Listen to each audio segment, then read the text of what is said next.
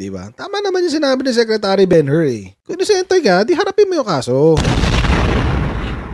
Baka kasi di ka inosente, no, Kibs? Kapag inosente ka talaga, the instinct or the instinctive thing to do is to defend your innocence. Di, wala kang kasalanan. Wala, ba't pang uli yun? Wala kang kasalanan eh. O sige, harap tayo sa korte eh. Kahit bukas, dali mo sa korte. Wala kang kasalanan. Gigo. Tapang ka. Ikaw pa yung maghahamon. Tapos, kapag kinausap mo yung abogado mo, sasabihin mo, sama mo sa attorney ha. Kapag nanalo tayo, hihingi ako ng damages. Moral damages. Yabang, maangas ka pang humingi ng mga demands. Sa inosente ka. Ang guilty, usually, yun ang tatago.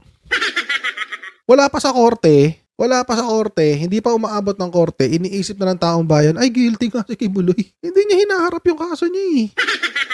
Ay guilty.